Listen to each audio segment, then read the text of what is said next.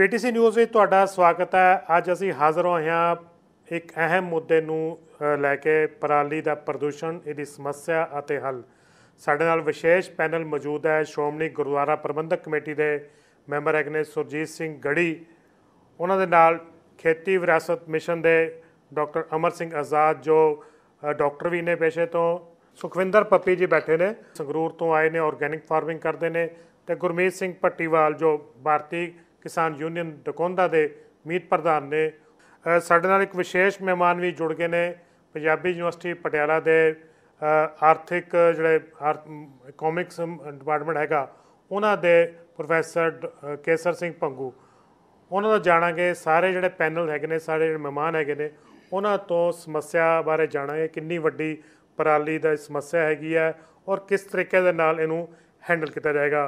सब तो पहला गल करांगे भारतीय किसान यूनियन डकोंदा जो मीत प्रधान गुरमीत सिंह भट्टीवाल, उन्होंने जाणांगे किस तरीके की समस्या उन्होंने पेश आ रही किसानों नूं, और वो जिहड़ी पराली नूं अग लाउण दी गल कर रहे हैगे ने, वो किस तरीके नाल उन्हां दे खिलाफ केस भी दर्ज हो रहे हैं। आओ जानते हैं गुरमीत सिंह भट्टीवाल तो। गुरमीत सिंह जी, किस तरह तुसीं समझदे हो पराली की जिहड़ी समस्या हैगी है और सारे किसानों नूं दरपेश हैगी है सारे पंजाब दे, और तुसीं इसका विरोध कर रहे हो भी पराली नूं साड़न नूं उत्साहित कर रहे हो किसानों नूं, की कहना चाहुंदे हो? पराली की जिहड़ी समस्या है बहुत अहम समस्या है। ये समस्या अज की समस्या नहीं हैगी, ये जद तो इत्थों दे नीति घाड़ियां ने सानू जीरी दित्ती है, झोना दिता है, उदों तो पराली की समस्या है, अज की नवीं समस्या नहीं हैगी। पर अज आ हुण पिछले साल तो लैके इहदा ज्यादा हुआ खड़ा करिया जा रहा है भी पराली दे नाल जिहड़ा वातावरण गंदला हुंदा है, वातावरण दे असीं भी हक च भी गंदला होना नहीं चाहिए। पर जो किसान पराली नूं साड़दा है, सब तो पहला पराली का धुआं, पराली का पोल्यूशन उस साड़न वाले किसान नूं प्रभावित करता, उसके परिवार नूं प्रभावित करता है। पर किसानां दी इह अनसर दी लोड़ है। इत्थों दे राज करन वाले लोकां ने भावें कोई भी सरकार होवे इहदा हल नहीं दिता सानूं। इदों पहला किसान तरह तरह दी फसलां बीजदे थे, जीरी कोई पंजाब दी मुख फसल नहीं थी। इत्थे नरमा, कपाह, मिर्चां, मक्की हरेक तरह की बनस्पंता वालियां फसलां थीआं। पर इत्थों दे नीति घाड़ियां ने, इत्थों दे पॉलिसी मेकरां ने उदों नहीं ये सोचा भी चौल पैदा करन दे नाल पराली की भी समस्या होगी। पर अज यह अहम समस्या है पराली की। ये कोई किसान का शौक नहीं हैगा पराली फूकना, इसलिए। पर गुरमीत सिंह, सरकार हल भी तो दे रही है और तुहानूं स्पॉन्सर भी कर रही है, मशीनां भी दे रही है और इनू कढ़ण वास्ते तुहाडे अगे आ रही है, तो पर फिर ही तुसीं बजट दै के हो और किसान तुहाडे ते इल्जाम है तुसीं किसानां नूं उत्साहित करदे हो, भड़काउंदे हो पराली नूं अग लाउण वास्ते। किसानां नूं असीं उत्साहित नहीं करते, ना असीं किसानां नूं भड़काउने आ। ये जिहड़े आम किसान ने, छोटी किसानी है, 5 किੱਲੇ वाली, 2 किੱਲੇ वाली, 4 किੱਲੇ वाली किसानी, ਉਹਦੇ ਵਾਸਤੇ ਜਿਹੜਾ ਸਰਕਾਰ ਕਹਿੰਦੀ ਹੈ ਵੀ ਅਸੀਂ ਇੰਤਜ਼ਾਮ ਕਰਦੇ ਆ, ਮਸ਼ੀਨਾਂ ਦਿੰਨੇ ਆ, ਜਾਂ ਉਹ ਮਸ਼ੀਨਾਂ ਨੇ ਜਿਹੜੀਆਂ ਉਹ ਆਮ ਕਿਸਾਨ ਦੇ ਬਸ ਦਾ ਰੋਗ ਨਹੀਂ ਹੈਗਾ। ਮਸ਼ੀਨਾਂ ਵਾਲਾ ਪ੍ਰੋਜੈਕਟ ਹੈ ਜਿਹੜਾ ਇਹ 25-30 ਲੱਖ ਰੁਪਏ ਦਾ ਪ੍ਰੋਜੈਕਟ ਹੈ। ਅੱਜ ਕਿਸਾਨੀ ਹੈ ਜਿਹੜੀ ਉਹ ਖੁਦਕਸ਼ੀਆਂ ਦੇ ਰਾਹ ਪਈ ਹੋਈ ਹੈ, ਕਰਜ਼ੇ ਦੀ ਮਾਰ ਥੱਲੇ ਹੈ, ਸਿਰ ਤੋਂ ਪੈਰਾਂ ਤੱਕ ਕਿਸਾਨ ਕਰਜ਼ੇ ਦੇ ਵਿੱਚ ਧਸਿਆ ਹੋਇਆ ਹੈ। ਪਰ ਸਰਕਾਰ ਨੇ ਇਹਦਾ ਆਪਦੇ ਜ਼ਿੰਮੇ ਕੋਈ ਜ਼ਿੰਮਾ ਨਹੀਂ ਲਿਆ ਹੈਗਾ। ਸਾਰਾ ਬੋਝ ਕਿਸਾਨ ਤੇ ਲੱਦਣਾ ਚਾਹੁੰਦੀ ਹੈ। ਮਸ਼ੀਨ ਵੀ ਜੇ ਲਊਗਾ ਕਿਸਾਨ ਜਾਂ ਕਿਰਾਏ ਤੇ ਵੀ ਕਰਾਊਗਾ, ਇਹ ਕਿਸਾਨ ਦੇ ਉੱਤੇ ਹੋਰ ਵਾਧੂ ਬੋਝ ਹੈ। ਸੁਖਵਿੰਦਰ ਪੱਪੀ ਜੀ ਬੈਠੇ ਨੇ और संगरूर तो आए ने, ऑर्गैनिक फार्मिंग करते हैं, पर उन्होंने ये रुझान नहीं है भी पराली नूं अग लाई जाए। सुखविंदर पप्पी जी, तुसीं अपना पॉइंट ऑफ व्यू दिओ, की कहना चाहुंदे हो?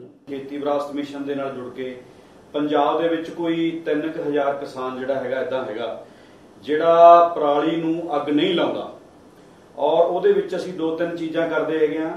नंबर 1 तां असीं ओह वैरायटियां बीजण दी कोशिश करदे आ जिहड़ियां टाइम घट लैंदियां, जिद्दां 26 हैगी है, 27 हैगी है, ਜਾਂ ਕੁਛ ਬਾਂਸਪਤੀ ਦੇ ਬੀਜ ਇਦਾਂ ਦੇ ਹੈਗੇ ਨੇ ਜਿਨ੍ਹਾਂ ਦੇ ਨਾਲ ਜਿਹੜੀ ਹੈਗਾ ਟਾਈਮ ਦੀ ਜਿਹੜਾ ਘੱਟ ਲੱਗਦਾ ਹੈ ਤੇ ਉਹਨਾਂ ਦਾ ਸਾਈਜ਼ ਘੱਟ ਹੁੰਦਾ ਹੈ, ਉਹਨੂੰ ਪਰਾਲੀ ਨੂੰ ਮੈਨੇਜ ਕੀਤਾ ਜਾ ਸਕਦਾ ਹੈ। ਦੂਸਰਾ ਇਹ ਹੈਗਾ ਕਿ ਅਸੀਂ ਜਿਹੜੀ ਉਹ ਪਰਾਲੀ ਖੇਤਾਂ ਦੇ ਵਿੱਚੋਂ ਨਿਕਲਦੀ ਹੈ ਉਹਨੂੰ ਮਲਚਿੰਗ ਵਾਸਤੇ, ਉਹਨੂੰ ਜਿੱਦਾਂ ਆਲੂ ਦੀ ਫਸਲ ਹੁੰਦੀ ਹੈ ਜਾਂ ਹੋਰ ਫਸਲਾਂ ਹੁੰਦੀਆਂ ਨੇ, ਤੁਹਾਡੀਆਂ ਸਬਜ਼ੀਆਂ ਹੁੰਦੀਆਂ ਨੇਗੀਆਂ, ਉਹਦੇ ਵਾਸਤੇ ਮਲਚਿੰਗ ਵਾਸਤੇ ਅਸੀਂ ਉਹਨੂੰ ਯੂਜ਼ ਕਰਦੇ ਹਾਂ। ਤੀਜਾ ਇਹ ਹੈਗਾ ਕਿ ਜਿੰਨੀ ਕੁ ਜਿਹੜੀ ਇਹ ਹੈਗੀ ਮਸ਼ੀਨਰੀ ਆਈ ਹੈ ਪੰਜਾਬ ਦੇ ਵਿੱਚ, उस मशीनरी के नाल असीं उसनूं मैनेज करते हैं। साडे कोले एक मॉडल हैगा कि साडे कोले 1 एकड़ तो लैके पंजाब दे विच 300 एकड़ तक दे फार्मर ने ਜਿਨ੍ਹਾਂ ਨੇ 1 ਏਕੜ ਵੀ ਮੈਨੇਜ ਕੀਤਾ ਹੈ ਔਰ 300 ਏਕੜ ਵੀ ਮੈਨੇਜ ਕੀਤਾ ਹੈ। ਮੈਂ ਇਸ ਗੱਲ ਨਾਲ ਗੁਰਮੀਤ ਸਿੰਘ ਹੋਰਾਂ ਦੀ ਨਾਲ ਸਹਿਮਤ ਹੈਗਾ ਕਿ ਇਸ ਮਾਡਲ ਦੇ ਵਿੱਚ ਸਾਨੂੰ ਪੰਜਾਬ ਦੇ ਕਿਸਾਨਾਂ ਨੂੰ ਫਸਾਇਆ ਗਿਆ, ਇਹ ਠੀਕ ਹੈ, ਲੇਕਿਨ ਵਿਦਨ ਸਿਸਟਮ ਜਿੰਨੀ ਦੇਰ ਸਿਸਟਮ ਦੇ ਵਿੱਚ ਕੋਈ ਮੇਜਰ ਚੇਂਜਸ ਨਹੀਂ ਹੁੰਦੀ ਉਨੀ ਦੇਰ ਅਸੀਂ, ਮੈਨੂੰ ਲੱਗਦਾ ਕਿ ਇਸ ਨੂੰ ਪਰਾਲੀ ਨੂੰ ਕਿਸੇ ਨਾ ਕਿਸੇ ਤਰੀਕੇ ਦੇ ਨਾਲ ਹੱਲ ਕਰ ਸਕਦੇ ਹਾਂ। ਅਸੀਂ ਬਹੁਤ ਸਾਰੀਆਂ ਕਿਸਾਨ ਜਥੇਬੰਦੀਆਂ ਨੂੰ ਪਿਛਲੇ ਸਾਲ ਸੱਦਾ ਵੀ ਦਿੱਤਾ ਸੀ ਕਿ ਤੁਸੀਂ ਸਾਡੇ ਖੇਤਾਂ ਦੇ ਵਿੱਚ ਆਓ। ਅਸੀਂ ਗਵਰਨਮੈਂਟ ਤੋਂ ਕੋਈ ਮਸ਼ੀਨਰੀ ਨਹੀਂ ਲਈ, ਪੰਜਾਬ ਦੇ ਜਿੰਨੇ ਅਸੀਂ 3000 ਕਿਸਾਨ ਆ, ਸਾਡੇ ਕਿਸੇ ਕਿਸਾਨ ਨੇ ਕੋਈ ਮਸ਼ੀਨਰੀ ਨਹੀਂ ਲਈ, ਲੇਕਿਨ ਅਸੀਂ ਫਿਰ ਵੀ ਆਪਣੇ ਖੇਤਾਂ ਦੇ ਵਿੱਚ ਮੈਨੇਜ ਕੀਤਾ ਔਰ ਮੈਂ ਇਸ ਗੱਲ ਦਾ ਸੱਦਾ ਵੀ ਦੇਵਾਂਗਾ ਕਿਸਾਨ ਜਥੇਬੰਦੀਆਂ ਨੂੰ ਵੀ ਔਰ ਜਿਹੜੇ ਸਾਡੇ ਅਧਿਕਾਰੀ ਨੇ ਉਹਨਾਂ ਨੂੰ ਵੀ ਕਿ ਉਹ ਇੱਕ ਵਾਰੀ ਸਾਡੇ ਖੇਤਾਂ ਦੇ ਵਿੱਚ ਆ ਕੇ ਦੇਖਣ ਕਿ ਸਾਡੇ ਕਿਸਾਨ ਜਿਹੜਾ ਕਿਸ ਤਰ੍ਹਾਂ ਨੂੰ ਮੈਨੇਜ ਕਰਦੇ ਆ। ਔਰ ਸਾਡੇ ਨਾਲ ਡਾਕਟਰ ਅਮਰ ਸਿੰਘ ਆਜ਼ਾਦ ਜੋ ਡਬਲ ਰੋਲ ਦੇ ਤੌਰ ਤੇ ਇੱਥੇ ਸਾਡੇ ਨਾਲ ਮੌਜੂਦ ਹੈਗੇ ਨੇ, ਉਹ ਡਾਕਟਰ ਵੀ ਹੈਗੇ ਨੇ, ਬੱਚਿਆਂ ਦੇ ਮਾਹਰ ਡਾਕਟਰ ਨੇ, ਕਮਿਊਨਿਟੀ ਮੈਡੀਸਿਨ ਦੇ ਡਾਕਟਰ ਨੇ ਔਰ ਖੇਤੀ ਵਿਰਾਸਤ ਮਿਸ਼ਨ ਦੇ ਵੀ ਡਾਇਰੈਕਟਰ ਹੈਗੇ ਨੇ। ਉਹਨਾਂ ਨੂੰ ਜਾਣਦੇ ਆ ਵੀ ਜਿਹੜਾ ਸਾਰਾ ਅੱਜ ਹਵਾ ਖੜਾ ਕੀਤਾ ਜਾ ਰਿਹਾ ਪਰਾਲੀ ਦਾ ਔਰ ਕਿਸਾਨਾਂ ਨੂੰ ਬਦਨਾਮ ਕੀਤਾ ਜਾ ਰਿਹਾ ਉਹ ਕੀ ਸਮਝਦੇ ਨੇ, ਉਹਨਾਂ ਵੱਲੋਂ ਵੀ ਜਿਹੜਾ ਮਿਸ਼ਨ ਹੈਗਾ ਉਹ ਵੀ ਕਿਸਾਨਾਂ ਦੇ ਖਿਲਾਫ ਹੈਗਾ। ਡਾਕਟਰ ਸਾਹਿਬ ਕੀ ਕਹਿਣਾ ਚਾਹੁੰਦੇ ਸੀ? ਜੋ ਕਿਸਾਨ ਯੂਨੀਅਨਾਂ ਨੇ ਜੋ ਕੁਝ ਉਹ ਕਹਿ ਰਹੀਆਂ ਨੇ ਉਹ ਠੀਕ ਹੈ, ਅਸੀਂ ਉਹਦੇ ਨਾਲ ਉਹਦੀ ਸਾਡੀ ਅਸਹਿਮਤੀ ਹੈ ਉਹਨਾਂ ਨਾਲ, ਕਿਉਂਕਿ ਅਸੀਂ ਬਿਲਕੁਲ ਬਰਨਿੰਗ ਨਹੀਂ ਕਰਦੇ, ਬਿਲਕੁਲ ਨਹੀਂ ਜਾਣਦੇ, ਨਾ ਖੇਤੀ ਵਿਰਾਸਤ ਮਿਸ਼ਨ ਜਾਣਨ ਦੇ ਹੱਕ 'ਚ ਹੈ।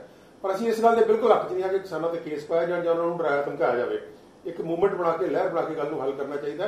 ਤਾਂ ਜਿਹੜੀ ਖੇਤੀ ਵਿਰਾਸਤ ਮਿਸ਼ਨ ਹੈ ਉਹ ਕਿਸਾਨਾਂ ਦੇ ਕੇਸ ਬਣਾਉਣ ਦੇ ਇੱਕ ਬਿਲਕੁਲ ਖਿਲਾਫ ਹੈ। ਅਸੀਂ ਸਾਡੇ ਜਿਹੜੇ ਫਾਰਮਰ ਨੇ, ਆਰਗੈਨਿਕ ਫਾਰਮਰ ਨੇ, ਬਿਲਕੁਲ ਨਹੀਂ ਜਾਣਦੇ ਹੋ ਔਰ ਅਸੀਂ ਕਿਸੇ ਮਸ਼ੀਨਰੀ ਦੀ ਮੰਗ ਵੀ ਨਹੀਂ ਕੀਤੀ ਉਹਨਾਂ ਤੋਂ।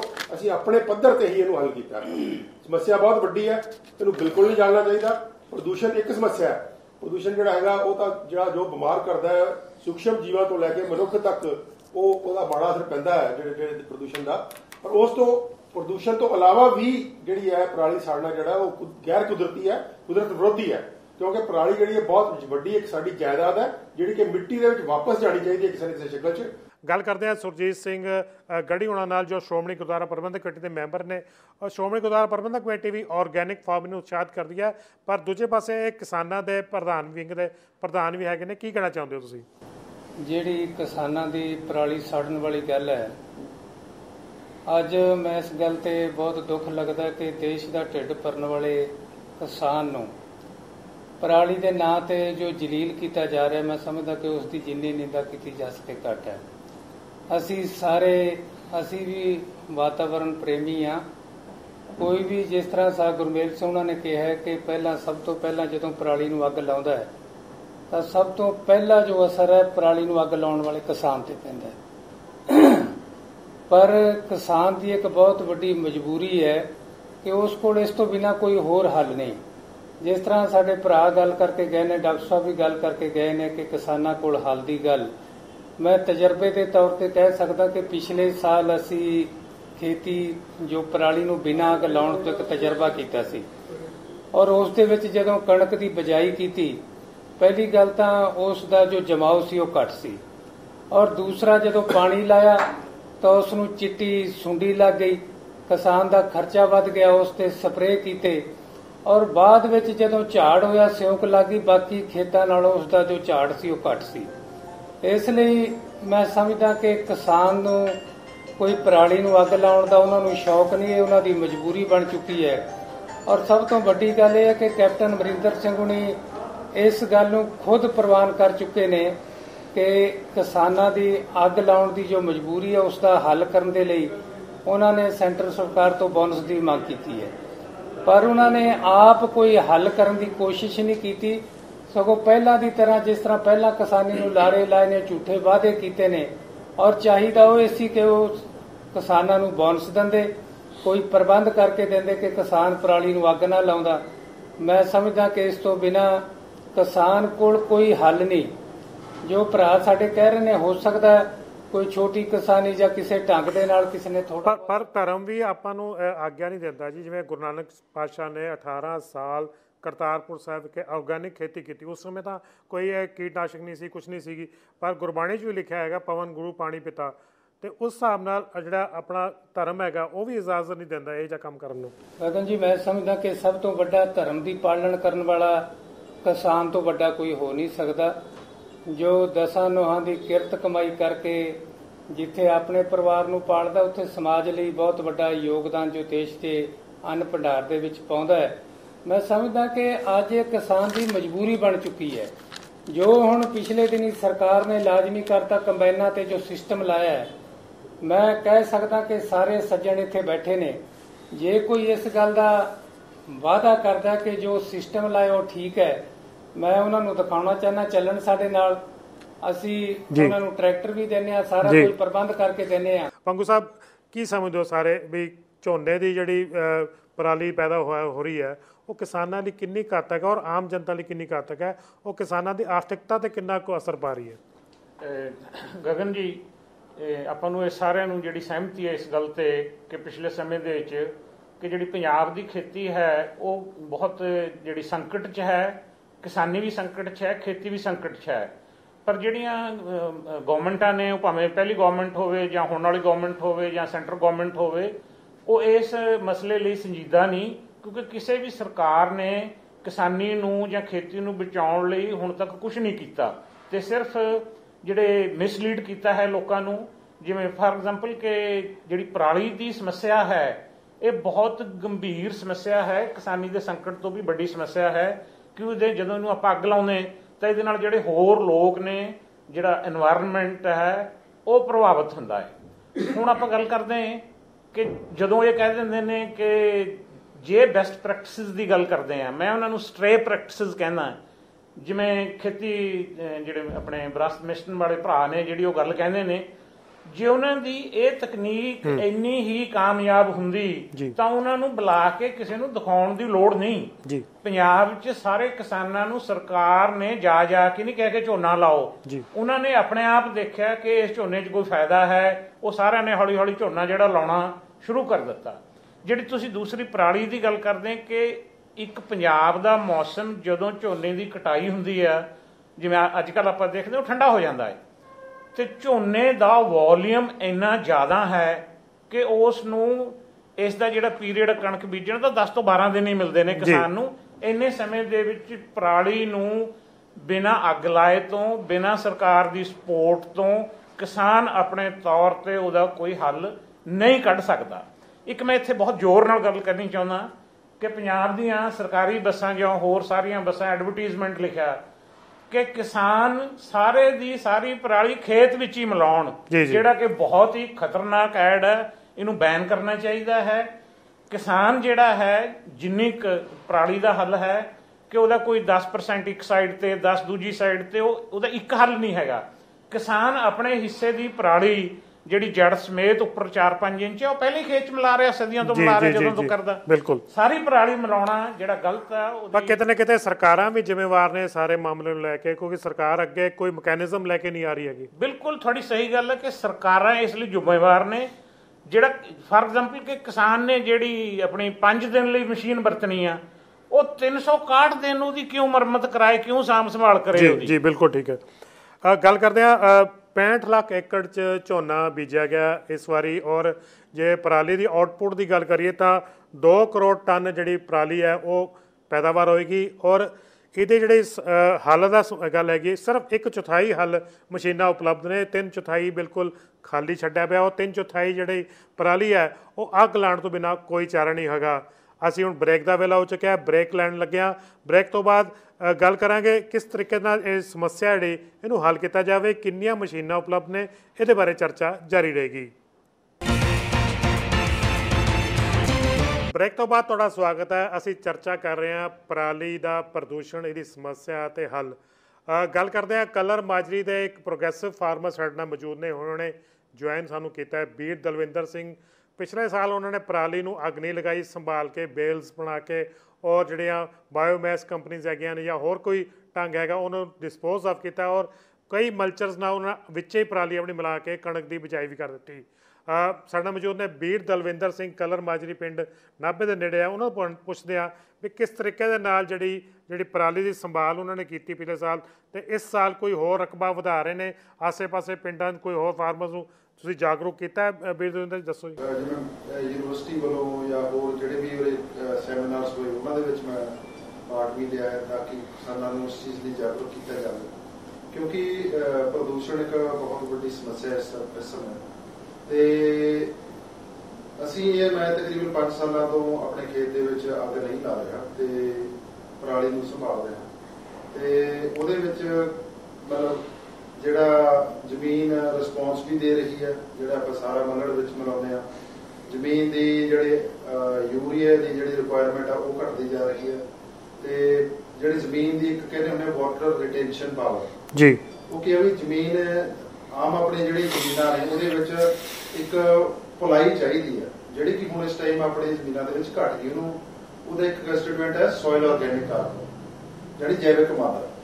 ਉਹ ਜੈਵਿਕ ਮਾਦਾ ਆਮ ਜਿਹੜੀ ਇੱਕ ਮੈਰੀ ਜ਼ਮੀਨਾਂ ਦੇ ਪਿਛਲੇ ਮਤਲਬ 30-40 ਸਾਲ ਪਹਿਲਾਂ ਜਿਹੜੇ ਸੀਗੇ 2% ਤੱਕ ਉਹ ਜ਼ਮੀਨਾਂ 'ਚ ਸੋਇਲ ਆਰਗੈਨਿਕ ਕਾਰਬਨ ਸੀਗਾ ਜੀ, ਤੇ ਉਹ ਜਿਹੜਾ ਸੋਇਲ ਆਰਗੈਨਿਕ ਕਾਰਬਨ ਘਟਦਾ ਕਿਉਂਕਿ ਉਹ ਇੱਕ ਸਾਲ 'ਚ ਨਹੀਂ ਘਟਿਆ, ਸਾਲਾਂ 'ਚ ਘਟਦਾ ਹੁਣ ਉਹ 0.4 0.35 ਜਾਂ 0.5 ਹੱਦ ਰਹਿ ਚੁੱਕੀ। ਗੁਰਮੀਤ ਸਿੰਘ ਜੀ, ਹੁਣ ਤੁਹਾਡੇ ਤੋਂ ਜਾਣਨਾ ਚਾਹਾਂਗੇ ਵੀ ਜੋ ਇਹਨਾਂ ਦਾ ਪ੍ਰੋਜੈਕਟ ਹੈਗਾ, ਜੋ ਇਹਨਾਂ ਨੇ ਇੰਪਲੀਮੈਂਟ ਕੀਤਾ ਹੈ, ਕੀ ਵਾਈਬਲ ਹੈਗਾ ਛੋਟੇ ਕਿਸਾਨਾਂ ਲਈ? ਕਿਉਂਕਿ ਮਸ਼ੀਨਾਂ ਜਿਹੜੀਆਂ ਅਵੇਲੇਬਲ ਨੇ 2 ਕਰੋੜ ਟਨ ਜਿਹੜੀ ਪਰਾਲੀ ਹੈਗੀ ਉਹਨੂੰ ਸਾਂਭਣ ਵਾਸਤੇ ਉਹ ਅਵੇਲੇਬਲ ਨਹੀਂ। ਪੰਜਾਬ ਸਰਕਾਰ ਜਾਂ ਕੇਂਦਰ ਸਰਕਾਰ ਕੋਈ ਮਕੈਨਿਜ਼ਮ ਲੈ ਕੇ ਨਹੀਂ ਆਈ, ਕੀ ਕਹਿਣਾ ਚਾਹੁੰਦੇ? ਜਿਹੜੀਆਂ ਮਸ਼ੀਨਾਂ ਨੇ ਇਹ ਆਮ ਕਿਸਾਨਾਂ ਦੇ ਬਸ ਦਾ ਰੋਗ ਨਹੀਂ ਹੈਗਾ।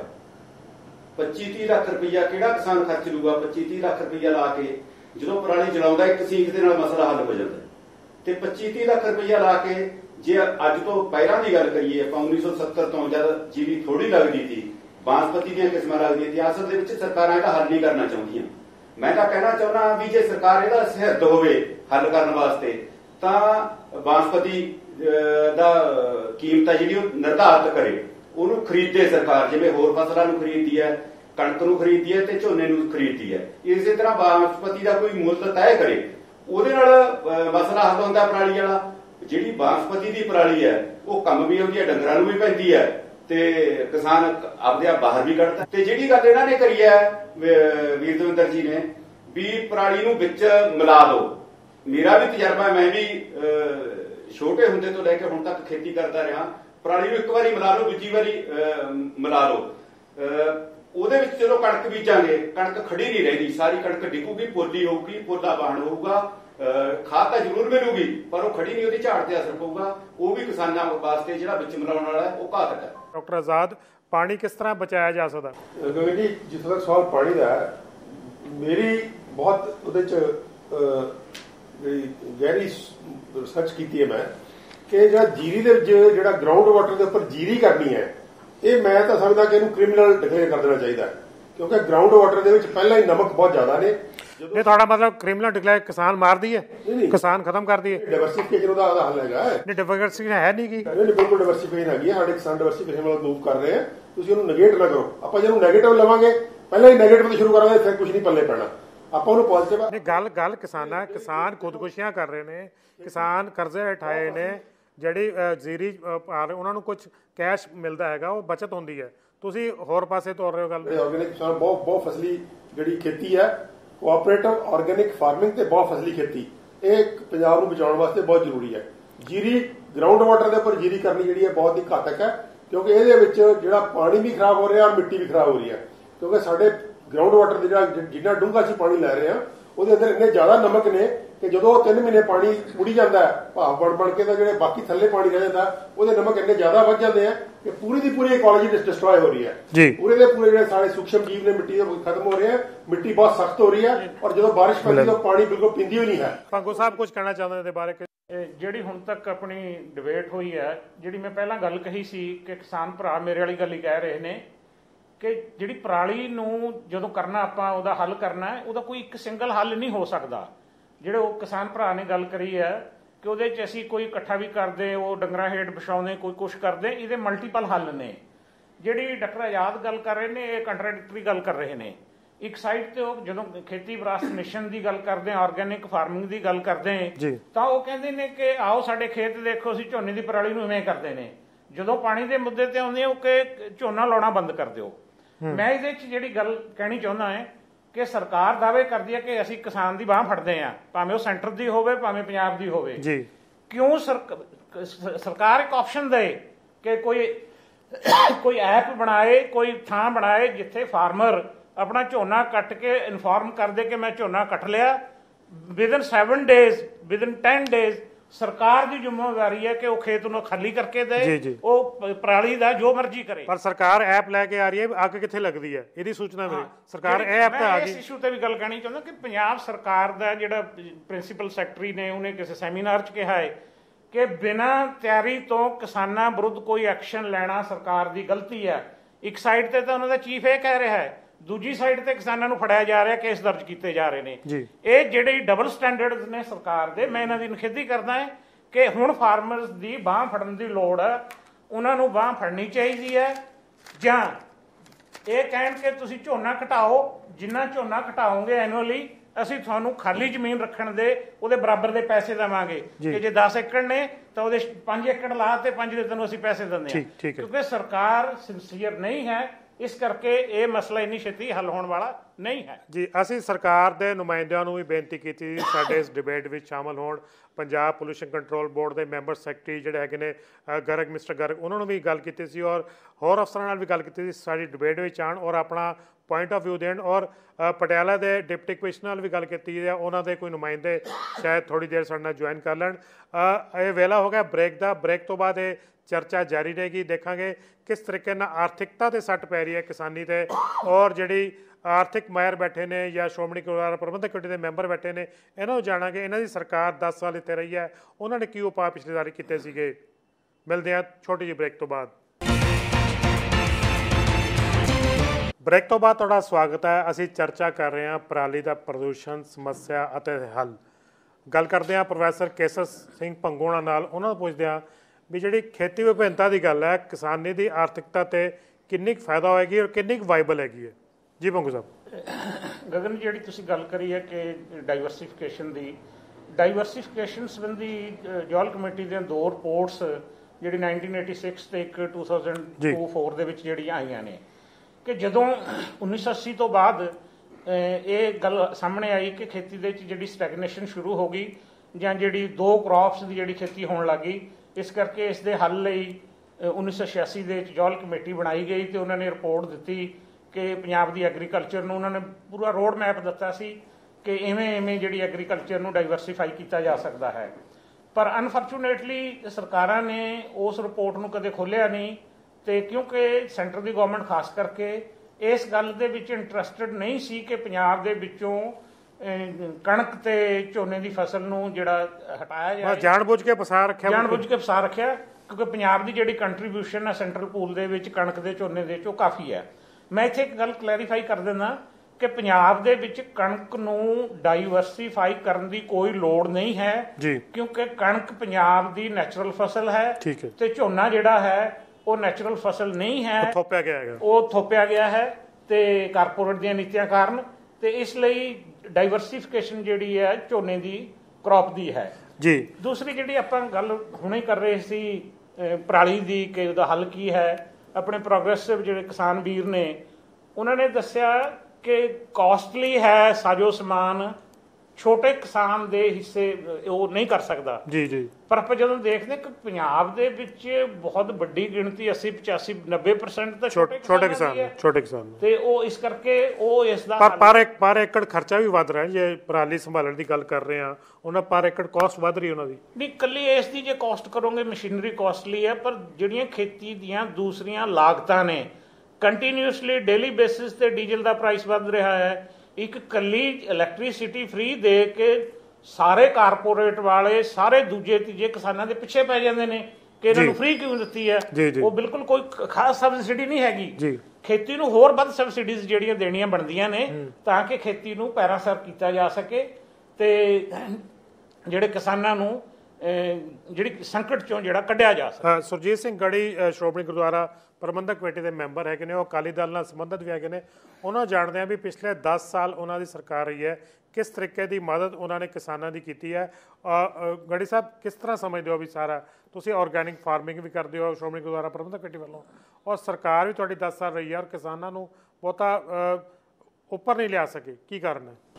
ਸਰਦਾਰ ਪ੍ਰਕਾਸ਼ ਸਿੰਘ ਬਾਦਲ ਜੀ ਹਮੇਸ਼ਾ ਕਿਸਾਨਾਂ ਦੇ ਹਮਦਰਦ ਰਹੇ ਨੇ ਔਰ ਅਸੀਂ ਸਾਰੇ ਵਾਤਾਵਰਣ ਪ੍ਰੇਮੀ ਹਾਂ। ਕੋਈ ਵੀ ਨਹੀਂ ਚਾਹੁੰਦਾ ਕਿ ਪੰਜਾਬ ਦੇ ਵਿੱਚ ਪ੍ਰਦੂਸ਼ਣ ਹੋਵੇ, ਔਰ ਸਾਡੇ ਬੱਚਿਆਂ ਦੇ ਸਾਡੇ ਸਮਾਜ ਤੇ ਉਸ ਦਾ ਮਾੜਾ ਪ੍ਰਭਾਵ ਪਵੇ। ਪਰ ਸਾਹਿਬ ਪ੍ਰਕਾਸ਼ ਸਿੰਘ ਬਾਦਲ ਕਿਤੇ ਨਾ ਕਿਤੇ ਉਹਨਾਂ ਨੇ ਕਿਸਾਨਾਂ ਪ੍ਰਤੀ ਜੋ ਆਪਣਾ ਰਵੱਈਆ ਹੈ ਉਹਨਾਂ ਨੇ ਨਰਮ ਰੱਖਿਆ ਤੇ ਥੋੜਾ ਬਹੁਤਾ ਜੇ ਕਿਤੇ ਉਸ ਸਮੇਂ ਦੌਰਾਨ ਪਰਚੇ ਹੋਏ ਤਾਂ ਸਰਕਾਰ ਨੇ ਬਾਅਦ ਦੇ ਵਿੱਚ ਲਗਭਗ ਸਾਰੇ ਬਾਅਦ ਦੇ ਵਿੱਚ ਵਾਪਸ ਲਏ ਨੇ। ਪਰ ਅਫਸੋਸ ਹੈ ਕਿ ਅੱਜ ਕੈਪਟਨ ਅਮਰਿੰਦਰ ਸਿੰਘ ਦੀ ਕਿਸਾਨਾਂ ਨਾਲ ਝੂਠ ਬੋਲ ਕੇ ਬਣੀ ਸਰਕਾਰ, ਝੂਠੇ ਵਾਅਦੇ ਕਰਨ ਵਾਲੀ ਸਰਕਾਰ ਜੀ, ਔਰ ਅੱਜ ਇੰਨੀਆਂ ਧਮਕੀਆਂ ਦੇ ਰਹੇ ਨੇ ਜੀ ਕਿ ਜੋ ਪਰਾਲੀ ਨੂੰ ਅੱਗ ਲਾਏਗਾ ਉਹ ਸਰਪੰਚੀ ਦੀ ਚੋਣ ਨਹੀਂ ਲੜ ਸਕਦਾ, ਉਸ ਨੂੰ ਕਰਜ਼ਾ ਨਹੀਂ ਮਿਲਣਾ, ਔਰ ਪਰਚੇ ਹੋ ਰਹੇ ਨੇ ਇੰਨਾ ਕੁਝ ਹੋ ਰਿਹਾ ਹੈ ਜੀ। 8000 ਨੋਡਲ ਅਫਸਰ ਲਗਾ ਦਿੱਤੇ ਗਏ ਨੇ ਜਾਂਚ ਵਾਸਤੇ। ਐਪ ਜਾਰੀ ਕਰ ਦਿੱਤੀ ਗਈ ਹੈ ਵੀ ਰਿਮੋਟ ਸੈਂਸਿੰਗ ਜਿਹੜਾ ਲੁਧਿਆਣਾ ਸੈਂਟਰ ਹੈ ਉਥੋਂ ਇੱਕਦਮ ਅਲਰਟ ਆਏਗਾ ਡਿਪਟੀ ਕਮਿਸ਼ਨਰ ਨੂੰ ਔਰ ਪਰਚਾ ਉਹਦੇ ਕੀਤਾ ਜਾਏਗਾ ਕਿਸਾਨ ਦੇ ਉੱਤੇ। ਬਿਲਕੁਲ ਕੱਲ ਇਸ ਤਰ੍ਹਾਂ ਦਾ ਹੀ, ਕਿਉਂਕਿ ਅਸੀਂ ਸਾਰੇ ਜੋ ਮੁਲਾਜ਼ਮ ਨੇ ਸਾਡੇ ਭਰਾ ਨੇ, ਅਸੀਂ ਸਾਰੇ ਉਹਨਾਂ ਦਾ ਸਤਿਕਾਰ ਕਰਦੇ ਹਾਂ, ਸਾਡੇ ਪਰਿਵਾਰਾਂ ਦੇ ਵਿੱਚੋਂ ਨੇ, ਸਾਡੇ ਆਪਣੇ ਨੇ। ਔਰ ਕੱਲ ਇੱਕ ਐਸੀ ਘਟਨਾ ਪਿੰਡ ਫਤਿਹਪੁਰ ਸਾਡੇ ਪਟਿਆਲੇ ਜ਼ਿਲ੍ਹੇ ਦੇ ਪਿੰਡ ਦੇ ਵਿੱਚ ਵਾਪਰੀ ਹੈ ਕਿ ਕਿਸਾਨਾਂ ਦੇ ਕੋਲ ਉੱਥੇ ਅੱਗ ਲਾਉਣ ਕਰਕੇ ਪਟਵਾਰੀ ਗਏ, ਉਹਨਾਂ ਨੂੰ ਨਾ ਉਹਨਾਂ ਨੇ ਬੰਦੀ ਬਣਾਇਆ, ਬੜੇ ਸਤਿਕਾਰ ਦੇ ਨਾਲ ਕੁਰਸੀ ਤੇ ਬਿਠਾਇਆ ਤੇ ਉਹਨਾਂ ਨੂੰ ਇਹ ਕਿਹਾ ਕਿ ਅਫਸਰਾਂ ਨੂੰ ਇੱਥੇ ਬੁਲਾਓ, ਉਹ ਆ ਕੇ ਦੇਖਣ, ਸਾਡਾ ਹੱਲ ਦੱਸਣ ਕਿ ਅੱਗ ਲਾਉਣ ਤੋਂ ਬਿਨਾਂ ਸਾਡੇ ਕੋਲ ਕੀ ਹੱਲ ਹੈ। ਪਰ ਸਰਕਾਰ ਦੀ ਮੈਂ ਸਮਝਦਾ ਕਿ ਇੰਨੀ ਵੱਡੀ ਨਲਾਇਕੀ ਹੈ ਕਿ ਉਹਨਾਂ ਤੇ ਪਰਚਾ ਕਰ ਦਿੱਤਾ ਕਿ ਇਹਨਾਂ ਨੇ ਪਟਵਾਰੀ ਨੂੰ ਅਗਵਾ ਕਰ ਲਿਆ। ਪਰ ਗੜੀ ਸਾਹਿਬ ਤੁਹਾਡੀ ਗਵਰਨਮੈਂਟ ਵੇਲੇ ਵੀ ਕਿਸਾਨਾਂ ਦੇ ਬਹੁਤ ਸਾਰੇ ਪਰਚੇ ਹੋਏ ਆ। ਮੈਂ ਕਹਿ ਰਿਹਾ ਕਿ ਸਾਰੇ ਵਾਪਸ ਲਏ ਨੇ, ਦੱਸੋ ਲਗਭਗ ਕਿਤੇ ਕਿਸੇ ਕਿਸਾਨ ਕੋਲ ਹੈ? ਨਹੀਂ, ਮੈਂ ਇਹਦੇ ਚ ਜਿਹੜੀ ਗੱਲ ਕਹਿਣੀ ਚਾਹੁੰਦਾ, ਬਚਾਉਣ ਵਾਸਤੇ ਸਾਰਾ ਕੁਝ ਕਰਿਆ। ਮੈਂ ਪਹਿਲਾਂ ਗੜੀ ਸਾਹਿਬ ਦੇ ਵਿੱਚ ਬਾਦਲ ਸਰਕਾਰ ਨੇ ਵੀ ਇਹਦਾ ਕੋਈ ਹੱਲ ਕੱਢਣ ਦੀ ਕੋਈ ਕੋਸ਼ਿਸ਼ ਨਹੀਂ ਕੀਤੀ, ਨਾ ਹੀ ਉਹਦਾ ਹੱਲ ਕੋਈ ਨਿਕਲਿਆ। ਮੈਂ ਗੜੀ ਸਾਹਿਬ ਨੂੰ ਯਾਦ ਕਰਾਉਣਾ ਚਾਹੁੰਦਾ ਹੈ, ਹਾਲੇ ਦਾ ਉਹਨਾਂ ਨੇ ਜੇ ਨਹੀਂ ਕੱਢਿਆ ਤਾਂ ਕਿਸਾਨਾਂ ਪ੍ਰਤੀ ਰਵੱਈਆ ਆਪਣਾ ਨਰਮ ਰੱਖਿਆ। ਨਹੀਂ ਮੈਂ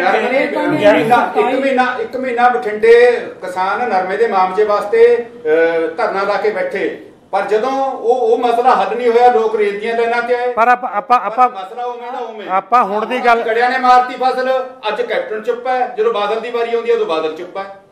ਦੇਣ ਲੈਣ ਨੂੰ ਕਿਸੇ ਸਰਕਾਰ ਕੋਲੇ ਕੱਖ ਨਹੀਂ ਕਿਸਾਨਾਂ ਨੂੰ। ਸਰਦਾਰ ਪ੍ਰਕਾਸ਼ ਸਿੰਘ ਬਾਦਲ ਨੇ ਜੋ ਕਿਸਾਨਾਂ ਲਈ ਕੀਤਾ ਹੈ ਉਹ ਨਾ ਕੋਈ ਕਰ ਸਕਦਾ ਨਾ ਕੋਈ ਕਰੇਗਾ। ਥੋੜੇ ਦਿਨਾਂ ਤੱਕ ਦੇਖ ਲਓ। ਮੈਂ ਗੜੀ ਸਾਹਿਬ ਨੂੰ ਯਾਦ ਕਰਾਉਣਾ ਚਾਹੁੰਦਾ ਹੈ, ਗੁਰਮੀਤ ਸਿੰਘ ਚਲਾਈ ਸਾਹਿਬ ਪ੍ਰਕਾਸ਼ ਸਿੰਘ ਬਾਦਲ ਨੇ ਬਿੱਲ ਮਾਫ ਕਰਨ ਦੀ ਜੋ ਵਾਅਦੇ ਕੀਤੇ ਸੀ ਤੁਹਾਡੇ ਨਾਲ, ਉਹਨਾਂ ਨੇ ਕਿਹੜਾ ਨਹੀਂ ਪੂਰਾ ਕੀਤਾ। ਸੁਖਬੀਰ ਕਾਲੀਆ ਕਮੇਟੀ ਦੀ ਰਿਪੋਰਟ ਕੀ ਕਹਿੰਦੀ ਕਿ ਵੀ ਬਿੱਲ ਲਾਓ, ਪਰ ਉਹਦੇ ਖਿਲਾਫ ਲੜੀਆਂ ਨਹੀਂ ਲੱਗਿਆ। ਮਨਪ੍ਰੀਤ ਸਿੰਘ ਬਾਦਲ ਨੂੰ ਚਾਹੇ ਉਹਨਾਂ ਨੂੰ ਪਾਰਟੀ ਚੋਂ ਕੱਢਣਾ ਪਿਆ, ਜਿਹੜੇ ਲਾਉਣ ਨੂੰ ਕਹਿੰਦੇ ਸੀ ਉਹਨਾਂ ਨੇ ਉਹਦਾ ਵਿਰੋਧ ਕੀਤਾ, ਪਾਰਟੀ ਚੋਂ ਕੱਢਣਾ ਪਿਆ ਉਹਨਾਂ ਨੂੰ। ਇਸ ਗੱਲ ਤੋਂ ਗੁਰੇਜ਼ ਨਹੀਂ ਕੀਤਾ ਚਾਹੇ ਸਾਹਿਬ ਪ੍ਰਕਾਸ਼ ਸਿੰਘ ਬਾਦਲ ਦਾ ਸਕਾ ਭਤੀਜਾ ਸੀ। ਗੱਲ ਕਰ ਰਹੇ ਗੁਰਮੀਤ ਸਿੰਘ, ਉਹਨਾਂ ਨੂੰ ਪੁੱਛਦੇ ਆ ਵੀ ਜਿਹੜੇ ਪ੍ਰੈਜ਼ੀਡੈਂਟ ਗਵਰਨਮੈਂਟ ਵੱਲੋਂ ਪਰਚੇ ਕੀਤੇ ਜਾ ਰਹੇ ਨੇ, 8000 ਨੋਡਲ ਅਫਸਰ ਨਿਯੁਕਤ ਕੀਤੇ ਗਏ ਨੇ ਔਰ 3 ਐਪਸ ਵੀ ਰਿਲੀਜ਼ ਕਰਤੀਆਂ ਗਈਆਂ ਔਰ ਰਿਮੋਟ ਸੈਂਸਿੰਗ ਜਿਹੜਾ ਸੈਂਟਰ ਲੁਧਿਆਣੇ ਵਿੱਚ ਹੈਗਾ ਉੱਥੋਂ ਅਲਰਟ ਸੈਟੇਲਾਈਟ ਤੋਂ ਚਲਾ ਜਾਂਦਾ ਹੈ ਪੰਜਾਬ ਦੇ ਕਿਸੇ ਫੀਲਡ ਵਿੱਚ ਜਿਹੜੀ ਅੱਗ ਲੱਗੀ ਆ ਔਰ ਪਿਛਲੇ ਸਾਲ ਨਾਲੋਂ ਕਾਫੀ ਘਟੀ ਹੈ, 50% ਕਮੀ ਵੀ ਆਈ ਹੈ ਅੱਗ ਲੱਗਣ ਦੇ ਕੇਸਿਸ 'ਚ। ਪਰ ਇਹਦਾ ਕਾਰਨ ਹੋਰ ਦੱਸਿਆ ਜਾ ਰਿਹਾ ਵੀ ਕਿਉਂਕਿ ਜਿਹੜੀ ਵਾਢੀ ਹੈ ਝੋਨੇ ਦੀ ਉਹ ਪਛੜ ਕੇ ਹੋ ਰਹੀ ਹੈ, ਬਿਜਾਈ 20 ਜੂਨ ਨੂੰ ਹੋਈ ਔਰ ਝੋਨੇ ਦੀ ਵਾਢੀ ਵੀ ਪਛੜ ਕੇ ਹੋ ਗਈ ਔਰ ਆਉਣ ਦੇ ਦਿਨਾਂ 'ਚ ਇਹ ਜਿਹੜਾ ਪੰਜਾਬ ਦਾ ਏਰੀਆ ਹੈਗਾ ਜਾਂ ਉੱਤਰੀ ਭਾਰਤ ਦਾ ਇੱਕ ਗੈਸ ਚੈਂਬਰ 'ਚ ਤਬਦੀਲ ਹੋਣ ਜਾ ਰਿਹਾ। ਗੱਲ ਕਰਦੇ ਹਾਂ ਗੁਰਮੀਤ ਸਿੰਘ ਨਾਲ, ਜਿਹੜੇ ਪਰਚੇ ਕੀਤੇ ਜਾ ਰਹੇ ਨੇ ਪੰਜਾਬ ਸਰਕਾਰ ਵੱਲੋਂ ਔਰ ਤੁਹਾਡੇ ਵੱਲੋਂ ਵਿਰੋਧ ਕੀਤਾ ਜਾ ਰਿਹਾ। ਪਰਚੇ ਕਰਨਾ ਸਰਕਾਰ ਦਾ ਕੰਮ ਹੈ। ਪਰਚੇ ਪਹਿਲਾਂ ਵੀ ਸਰਕਾਰ ਕਹਿੰਦੀ ਸੀ ਕਰਾਂਗੇ, ਹੁਣ ਵੀ ਸਰਕਾਰ ਕਰ ਰਹੀ ਹੈ, ਪਰ ਕਿਸਾਨਾਂ ਕੋਲੇ ਪਰਾਲੀ ਫੂਕਣ ਤੋਂ ਸਿਵਾਏ ਹੋਰ ਕੋਈ ਚਾਰਾ ਹੈ ਨਹੀਂ। ਨੋਡਲ ਅਫਸਰ ਵੀ ਇਹਨਾਂ ਨੇ ਲਾਤੇ ਜਿੰਨੇ ਮਰਜ਼ੀ, ਪਰ ਕਿਸਾਨਾਂ ਦੀ ਜੇਲ੍ਹ 'ਚ ਪਾਉਣ ਵਾਸਤੇ ਇੱਕ ਧੇਲਾ ਨਹੀਂ ਹੈਗਾ ਸਰਕਾਰ ਕੋਲੇ। ਕਿਸਾਨ ਜਥੇਬੰਦੀਆਂ ਪੰਜਾਬ ਦੀਆਂ ਮੰਗ ਕਰਦੀਆਂ ਨੇ ਵੀ 200 ਰੁਪਈਆ ਕੁਇੰਟਲ ਕਿਸਾਨ ਨੂੰ ਬੋਨਸ ਦੇ ਦਿਓ, ਪਰ ਇੱਕ ਵੀ ਕਿਸਾਨ ਅੱਗ ਨਹੀਂ ਲਾਊਗਾ। ਪਰ ਦੇਣ ਲੈਣ ਨੂੰ ਕੱਖ ਨਹੀਂ ਹੈਗਾ। ਨੋਡਲ ਅਫਸਰ ਵੀ ਲਾਤੇ, ਜਿਹੜੀ ਸਬਸਿਡੀ ਦਿੰਦੇ ਨੇ ਮਸ਼ੀਨਾਂ ਤੇ ਸਬਸਿਡੀ ਦਿੰਦੇ ਨੇ ਵੀ ਉਹ ਤੇ ਕੋਈ ਕਹਿੰਦਾ 50% ਹੈ, ਕੋਈ 60% ਹੈ, ਕੋਈ 80% ਹੈ। ਮੈਂ ਕਹਿੰਦਾ ਵੀ ਉਹ ਸਿੱਧੀ ਸਬਸਿਡੀ ਕਿਸਾਨ ਨੂੰ ਕਿਉਂ ਨਹੀਂ ਦਿੱਤੀ ਜਾਂਦੀ? ਕਿਸਾਨ ਪਰਾਲੀ ਦਾ ਆਪਣੇ ਆਪੇ ਹੱਲ ਕਰ ਲੂਗਾ। ਨਹੀਂ, ਕਿਸਾਨ ਦੀ ਸਬਸਿਡੀ ਤਾਂ ਸਰਕਾਰ ਦੇਣ ਨੂੰ, ਬਿਜਲੀ ਸਬਸਿਡੀ ਦੇਣ ਨੂੰ ਤਿਆਰ ਹੈ, ਤੁਸੀਂ ਉਹ ਕਿਉਂ ਨਹੀਂ ਮੰਨਦੇ ਹੈਗੇ? ਜੇ ਪੰਜਾਬ ਸਰਕਾਰ ਬਿਜਲੀ ਦੀ ਸਬਸਿਡੀ ਦੇਣ ਨੂੰ ਤਿਆਰ ਹੈ, ਤੁਸੀਂ ਉਹ ਮੀਟਰ ਨਹੀਂ ਲਾਉਣ ਦਿੰਦੇ ਸਰਕਾਰ ਨੂੰ, ਉਹਦਾ ਵਿਰੋਧ ਕਰਦੇ ਹੋ। ਹੁਣ ਤੁਸੀਂ ਸਬਸਿਡੀ ਡਾਇਰੈਕਟ ਮੰਗ ਰਹੇ ਹੈਗੇ। ਸਰਕਾਰ ਨੇ ਜਾਂ ਸਾਤੋਂ ਵੋਟਾਂ ਲਈਆਂ ਦੀਆਂ, ਸਾਡੇ ਨਾਲ ਕਮਿਟਮੈਂਟ ਕਰੀ ਹੈ ਇਹ ਵੀ ਅਸੀਂ ਬਿਜਲੀ ਫ੍ਰੀ ਦੇਵਾਂਗੇ, ਅਸੀਂ ਕਿਸਾਨ ਨੂੰ ਵੋਟਾਂ ਦੇ ਕਹਿੰਦੇ ਅਸੀਂ ਬਿੱਲ ਤਾਰੋ, ਤੁਹਾਨੂੰ ਸਬਸਿਡੀ ਬਾਅਦ ਚੋਂ ਤੁਹਾਡੇ ਖਾਤੇ ਜਮ੍ਹਾਂ ਕਰ ਦਾਂਗੇ। ਉਹ ਕਿਉਂ ਨਹੀਂ ਮੰਨਦੇ ਤੁਸੀਂ? ਨਹੀਂ, ਪਹਿਲਾਂ ਤਾਂ ਅਸੀਂ ਬਿੱਲ ਜਮ੍ਹਾਂ ਕਰਾ ਕੇ ਆਈਏ, ਕੰਮ ਛੱਡੀਏ। ਦੇਖੋ ਕੰਨ ਖੁਰਕਣ ਦਾ ਬਿੱਲ ਹੀ ਕਿਸਾਨ ਕੋਲੇ, ਪਹਿਲਾਂ ਬਿੱਲ ਜਮ੍ਹਾਂ ਕਰਾ ਕੇ ਆਊਗਾ, ਫਿਰ ਸਾਡੇ ਖਾਤੇ ਸਬਸਿਡੀ। ਧਰਨਿਆਂ ਲਈ ਵੇਲ ਹੈਗੀ ਆ। ਧਰਨਿਆਂ ਕੋਈ ਸ਼ੌਕ ਨਹੀਂ ਸਾਡਾ, ਧਰਨਾ ਸਾਡੀ ਮਜਬੂਰੀ ਹੈ। ਧਰਨੇ ਹੁਣ ਵੀ ਲੱਗਣਗੇ। ਦੇਖੋ ਨੋਡਲ ਅਫਸਰ ਇਹਨਾਂ ਨੇ ਤੈਅ ਕਰਤੇ, ਪਰਚੇ ਇਹਨਾਂ ਨੇ ਤੈਅ ਕਰਤੇ ਵੀ ਪਰਚੇ ਕਰਾਂਗੇ, ਸਰਕਾਰ ਪਰਚੇ ਕਰੂਗੀ, ਉਹਦੇ ਖਿਲਾਫ ਲੜਾਂਗੇ ਅਸੀਂ, ਭਾਵੇਂ ਸਾਨੂੰ ਕੋਈ ਵੀ ਕੁਰਬਾਨੀ ਕਰਨੀ ਪਵੇ ਕਰਾਂਗੇ, ਪਰ ਇਸ ਚੀਜ਼ ਦਾ ਅਸੀਂ ਡਟ ਕੇ ਵਿਰੋਧ ਕਰਾਂਗੇ, ਸਰਕਾਰ ਭਾਵੇਂ ਜਿਹੜੀ ਮਰਜ਼ੀ ਹੋ। ਜੀ ਗੱਲ ਕਰਾਂਗੇ ਕੇਸਰ ਸਿੰਘ ਪੰਗੋਣਾ, ਉਹ ਕੀ ਕਹਿਣਾ ਚਾਹੁੰਦੇ ਹਨ? ਪਹਿਲੀ ਗੱਲ ਤਾਂ ਹੈ ਕਿ ਸਰਕਾਰ ਨੂੰ ਬਿਲਕੁਲ ਕਿਸੇ ਕਿਸਾਨ ਵਿਰੁੱਧ ਕੋਈ ਪਰਚਾ ਨਹੀਂ ਕਰਨਾ ਚਾਹੀਦਾ, ਇਹ ਬਿਲਕੁਲ ਗਲਤ ਗੱਲ ਹੈ। ਮੈਂ ਇਸ ਦੀ ਸਾਫ਼-ਸਾਫ਼ ਸ਼ਬਦਾਂ 'ਚ ਜਿਹੜੇ ਨਿਖੇਧੀ ਕਰਦਾ, ਇਹ ਕਿਸਾਨ ਵਿਰੋਧੀ ਜਿਹੜਾ ਕੋਈ ਫੈਸਲਾ ਹੈ। ਦੂਸਰਾ ਮੈਂ ਕਹਿੰਦਾ ਕਿ ਜੇ ਸਰਕਾਰ 8000 ਨੋਡਲ ਅਫੀਸਰ ਲਾ ਸਕਦੀ ਹੈ ਤਾਂ 8-8000 ਹਰ ਜ਼ਿਲ੍ਹੇ 'ਚ ਲਾ ਕੇ ਪਰਾਲੀ ਨੂੰ ਹੀ ਇਕੱਠੀ ਕਰਵਾ ਦੇ, ਪਰਾਲੀ ਦਾ ਹੱਲ ਕਢਾ ਦੇ, ਹੋਰ ਬੰਦੇ ਲਾ ਲੇ। ਜੇ ਉਹਨਾਂ ਨੂੰ ਸਿਰਫ 8000 ਬੰਦੇ ਕਿਸਾਨਾਂ ਨੂੰ ਸਜ਼ਾ ਦੇਣ ਲਈ, ਪਰਚੇ ਕਟਾਉਣ ਲਈ ਆ। ਦੂਸਰੀ ਗੱਲ, ਜਿਹੜੀ ਮੌਜੂਦਾ ਸਰਕਾਰ ਇਸ ਗੱਲ ਤੋਂ ਮੁੱਕਰੀ ਹੈ ਕਿ ਜਦੋਂ ਕਿਸਾਨਾਂ ਨੇ ਪਰਾਲੀ ਨੂੰ ਅੱਗ ਨਾ ਲਾਉਣ ਦਾ ਵਾਅਦਾ ਕਰਕੇ 200 ਰੁਪਏ ਕੁਇੰਟਲ ਬੋਨਸ ਮੰਗਿਆ ਸੀ ਵੀ ਅਸੀਂ ਇਹਦਾ ਆਪੇ ਹੱਲ ਕਰ ਲਾਂਗੇ, ਸਾਨੂੰ 200 ਰੁਪਏ ਕੁਇੰਟਲ ਬੋਨਸ ਦੇ ਦਿਓ, ਸਰਕਾਰ ਇਸ ਗੱਲ ਤੋਂ ਮੁੱਕਰ ਗਈ ਤੇ ਕੇਂਦਰ ਸਰਕਾਰ ਨੂੰ ਲਿਖਦੀ ਹੈ ਕਿ ਸਾਨੂੰ 100 ਰੁਪਇਆ ਕੁਇੰਟਲ ਕੇਂਦਰ ਬੋਨਸ ਦੇਵੇ। ਮਤਲਬ ਚੋਣ ਜਿਹੜਾ ਵਾਅਦਾ ਕੀਤਾ ਸੀ ਮੁੱਕਰ ਗਈ ਬਿਲਕੁਲ ਨਹੀਂ। ਜੇ ਵਾਅਦਾ ਕੀਤਾ ਹੈ ਤਾਂ ਤੁਸੀਂ ਆਪਣੇ ਕੋਲੋਂ ਦੋ, ਸੈਂਟਰ ਤੋਂ ਦੋ, ਕਿਤੋਂ ਵੀ ਦੋ। ਜਦੋਂ ਕਿਸਾਨ ਇਸ ਗੱਲ ਤੇ ਪ੍ਰੋਮਿਸ ਕਰਦੇ ਕਿ ਸਾਨੂੰ 200 ਰੁਪਏ ਕੁਇੰਟਲ ਬੋਨਸ ਦੇ ਦਿਓ ਝੋਨੇ ਤੇ, ਅਸੀਂ ਅੱਗ ਨਹੀਂ ਲਾਵਾਂਗੇ, ਫਿਰ ਉਸ ਸਿਚੁਏਸ਼ਨ 'ਚ ਪਰਚੇ ਕਰਨ, ਜੋ ਮਰਜ਼ੀ ਕਰਨ। ਇਸ ਕਰਕੇ ਮੈਂ ਸਰਕਾਰ ਨੂੰ ਬੇਨਤੀ ਕਰਦਾ ਇਸ ਡਿਬੇਟ ਰਾਹੀਂ ਕਿ ਉਹ ਕਿਸਾਨਾਂ ਦੀ ਬਾਂਹ ਫੜੇ, ਉਹਨਾਂ ਨੂੰ ਸਜ਼ਾ ਦੇਣ ਦੀ ਬਜਾਏ ਉਹਨਾਂ ਦੀ ਮਦਦ ਕਰੇ ਤਾਂ ਕਿ ਉਹ ਜਿਹੜੀ ਪਰਾਲੀ ਦਾ ਹੱਲ ਕੱਢ ਸਕੇ ਤੇ ਉਹਨਾਂ ਦਾ ਜਿਹੜਾ ਖੇਤੀ ਦਾ ਸੰਕਟ ਹੈ ਉਹਦੇ ਚੋਂ। ਜੀ ਪੰਗੂ ਸਾਹਿਬ, ਕੇਂਦਰ ਸਰਕਾਰ ਵੱਲੋਂ ਵੀ 669 ਕਰੋੜ ਜਾਰੀ ਹੋਏ ਨੇ ਔਰ 19 ਕਰੋੜ ਦੀ ਇੰਨੀ ਰਕਮ ਰੱਖੀ ਗਈ ਹੈ ਜਾਗਰੂਕਤਾ ਵਾਸਤੇ, ਕੰਪੇਨ ਵਾਸਤੇ। ਕਿੰਨੇ ਕਿਸਾਨ ਜਾਗਰੂਕ ਹੋ ਚੁੱਕੇ? 19 ਕਰੋੜ ਦੀ ਕੰਪੇਨ ਡਰੇਨ ਆਊਟ ਨਹੀਂ ਹੋ ਰਿਹਾ ਪੈਸਾ ਸਾਰਾ? ਨਹੀਂ, ਮੈਂ ਇਸ ਗੱਲ 'ਚ ਵਿਸ਼ਵਾਸ ਨਹੀਂ ਕਰਦਾ ਵੀ ਜਿਹੜਾ 629 ਕਰੋੜ ਰੁਪਈਆ ਤੁਸੀਂ ਕਿਸਾਨਾਂ ਨੂੰ ਅਵੇਅਰ ਕਰਾਉਣ ਲਈ 19 ਕਰੋੜ ਅਵੇਅਰ ਲਈ ਟੋਟਲ ਬਜਟ 669 ਉਹਦੇ ਵਿੱਚ ਜਿਹੜਾ ਹੈ ਮਸ਼ੀਨਰੀ ਹੈ। ਉਹ ਮਸ਼ੀਨਰੀ ਜਦੋਂ ਪਤਾ ਨਹੀਂ ਕਿਸਾਨ ਦੀ ਕਦੋਂ ਵਾਰੀ ਆਏਗੀ ਜਿਹੜੀ ਮਸ਼ੀਨਰੀ ਦੇ ਰਹੇ ਨੇ, ਤੇ ਜਿਹੜੀ ਵੀ ਐਡਵਰਟੀਜ਼ਮੈਂਟ ਲਈ ਮੈਨੂੰ ਲੱਗਦੀ ਕਿਸੇ ਕਿਸਾਨ ਨੂੰ ਅਵੇਅਰ ਕਰਨ ਦੀ ਕੀ ਲੋੜ ਆ। ਕਿਸਾਨ ਆਲਰੇਡੀ ਅਵੇਅਰ ਹੈ, ਉਹਨੂੰ ਪਤਾ ਹੈ ਕਿ ਅੱਗ ਲਾਉਣ ਦਾ ਨੁਕਸਾਨ ਹੈ ਤੇ ਝੋਨੇ ਦੀ ਪਰਾਲੀ ਨੂੰ ਅੱਗ ਨਹੀਂ ਲਾਉਣੀ ਚਾਹੀਦੀ। ਇਹ ਪਿੰਡ ਦੇ ਬੱਚਿਆਂ ਨੂੰ ਵੀ ਪਤਾ ਹੈ, ਕਿਸਾਨਾਂ ਦੇ ਬੱਚਿਆਂ ਨੂੰ ਵੀ ਪਤਾ ਹੈ, ਪਰ ਉਹਨਾਂ ਦੀ ਮਜਬੂਰੀ ਉਹ ਇਹਦਾ ਜੇ ਜਾਣਬੁੱਝ ਕੇ ਵਿਰੋਧ ਕਰਦੇ ਨੇ, ਕਿਸਾਨ ਯੂਨੀਅਨ ਜਾਣਬੁੱਝ ਕੇ ਕਰਦੇ ਨੇ, ਮੈਂ ਉਸ ਦੇ ਹੱਕ 'ਚ ਨਹੀਂ। ਮੈਂ ਬਿਲਕੁਲ ਪਰਾਲੀ ਨੂੰ ਅੱਗ ਲਾਉਣ ਦੇ ਅਗੇਂਸਟ ਹਾਂ, ਪਰ ਕਿਸਾਨ ਨੂੰ ਖੇਤ 10 ਦਿਨਾਂ 'ਚ ਖਾਲੀ ਚਾਹੀਦਾ ਹੈ, ਇਸ ਦਾ ਸਰਕਾਰ ਪ੍ਰਬੰਧ ਕਰਦੇ। ਸਰਕਾਰੀ ਜਿਹੜੀ ਦਖਲ ਹੈਗਾ ਉਹ ਬਹੁਤ ਜ਼ਰੂਰੀ ਹੈਗਾ, ਪਰ ਸਰਕਾਰ ਦਾ ਕੋਈ ਵੀ ਨੁਮਾਇੰਦਾ ਇੱਥੇ ਨਹੀਂ ਅਪੜਿਆ ਬਾਰ-ਬਾਰ ਰਿਮਾਈਂਡਰ ਦੇਣ ਤੇ, ਬਾਰ-ਬਾਰ ਟੈਲੀਫੋਨ ਕਰਨ ਦੇ। ਅਸੀਂ ਕੁਰਸੀ ਉਹਨਾਂ ਦੀ ਇੱਥੇ ਲਗਾਈ ਪਈ ਹੈ, ਕੁਰਸੀ ਤੁਹਾਨੂੰ ਖਾਲੀ ਦਿਖਾ ਸਕਦੇ ਹਾਂ। ਕੋਈ ਵੀ ਸਰਕਾਰ ਦਾ ਨੁਮਾਇੰਦਾ, ADC ਜਾਂ ਪੋਲਿਊਸ਼ਨ ਕੰਟਰੋਲ ਬੋਰਡ ਦਾ ਕੋਈ ਇੰਜੀਨੀਅਰ ਇੱਥੇ ਨਹੀਂ ਪਹੁੰਚਿਆ। ਸਮ ਅਪ ਕਰਦੇ ਹਾਂ ਸਾਰੀ ਵਿਚਾਰ ਚਰਚਾ ਨੂੰ। ਪਰਾਲੀ ਦਾ ਪ੍ਰਦੂਸ਼ਣ ਸਮੱਸਿਆ ਅਤੇ ਹੱਲ, ਸਾਰੇ ਪੈਨਲਿਸਟ ਸਹਿਮਤ ਨੇ ਜਿਹੜਾ ਪਰਾਲੀ ਦਾ ਜਿਹੜਾ ਨੁਕਸਾਨ ਹੋ ਰਿਹਾ ਉਹ ਸਿਹਤ 'ਤੇ ਘਾਤਕ ਹੈਗਾ, ਪਰ ਇਹਦੇ ਵਾਸਤੇ ਕਾਫੀ ਡੂੰਘੇ ਵਿਚਾਰ ਔਰ ਚਿੰਤਨ ਔਰ ਚਿੰਤਾ ਦਾ ਵਿਸ਼ਾ ਹੈਗਾ, ਕਿਉਂਕਿ ਪਰਾਲੀ ਨੂੰ ਜਿਹੜਾ ਝੋਨੇ ਨੂੰ ਬਿਜਾਈ ਹੈਗੀ ਆ ਉਹ ਲੇਟ ਬਿਜਾਣ ਕਰਕੇ ਉਹ ਪਰਾਲੀ ਵਾਢੀ ਜਿਹੜੀ ਲੇਟ ਹੁੰਦੀ ਹੈ, ਉਹਦੇ ਕਰਕੇ ਉਹਦਾ ਸਾਰਾ ਪਰਾਲੀ ਜਲਾਉਣ ਵਾਸਤੇ ਪ੍ਰਦੂਸ਼ਣ ਜੀ ਪੈਦਾ ਹੁੰਦਾ ਹੈ। ਪਰ ਇਹ ਸਾਰੇ ਇੱਕ ਮਤ ਹੈਗੇ ਨੇ ਵੀ ਸਰਕਾਰਾਂ ਅੱਗੇ ਆਉਣ, ਸਰਕਾਰ ਜਿਹੜੀ ਕਿਸਾਨਾਂ ਦੀ ਬਾਂਹ ਪਕੜੇ। ਜਿਹੜੀ ਬੋਨਸ ਦੀ ਗੱਲ ਵਾਅਦਾ ਕੀਤਾ ਕਿ 200 ਰੁਪਇਆ ਪ੍ਰਤੀ ਕੁਇੰਟਲ ਦੇਣ ਦਾ, ਉਹ ਸੈਂਟਰ ਨੂੰ ਪਾਸ ਕਰਤਾ ਗਿਆ ਮੌਜੂਦਾ ਰਾਜ ਸਰਕਾਰ ਵੱਲੋਂ।